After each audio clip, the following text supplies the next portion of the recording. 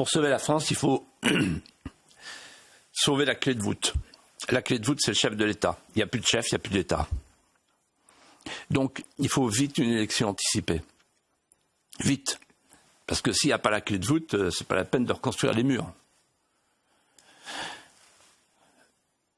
Une élection anticipée, et il faut trouver ce que j'appelle un marin de gros temps. Il peut faire du cabotage. Cabotage, ça consiste à prolonger les problèmes qu'on ne peut pas résoudre.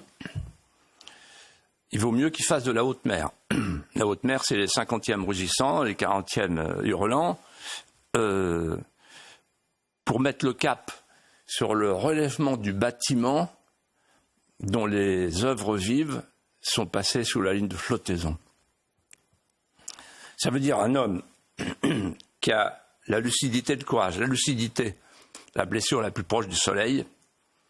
La lucidité de comprendre qu'il n'y a plus les manettes, qu'on n'a plus les manettes. J'y reviens. Que la France a perdu le contrôle de ses frontières, de ses lois, de ses finances. Et le courage d'affronter, le courage d'escalader les murs d'eau et d'affronter les 3 féodalités. Donc ça veut dire accepter d'être mis au banc d'infamie, par avance. Les 3 États confédérés qui empêchent d'agir. Premier État confédéré, il faut rapatrier le pouvoir. C'est l'État profond, c'est le super État profond de Bruxelles. Donc il faut dire à Bruxelles, maintenant c'est nous qui commandons, chez nous. C'est le peuple français qui reprend les manettes. Et donc qui reprend la potestas. Ensuite, il faut reprendre le premier banc d'infamie, parce que vous allez voir les cris, les hurlements, rien qu'après à cette émission. Qu'est-ce qu'on va entendre? Parce que là, on touche au tabou. Deuxième tabou, la deuxième féodalité, c'est la République des juges, c'est la toge qui commande. C'est la toge qui commande parce qu'en fait, elle commande à partir d'une double préférence. Notez bien. La préférence de l'étranger sur le national, je n'ai pas le temps de développer, mais ça serait important de développer, et la préférence du criminel sur la victime. Donc deuxième banc d'infamie, si on touche au juge, à la jurisprudence, renverser la jurisprudence.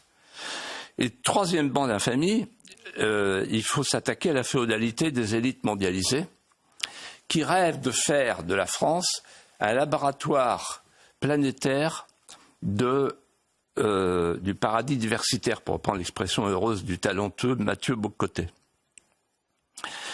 Et donc, pour faire tout cela, il faut avoir beaucoup de courage et avoir l'idée de se sacrifier.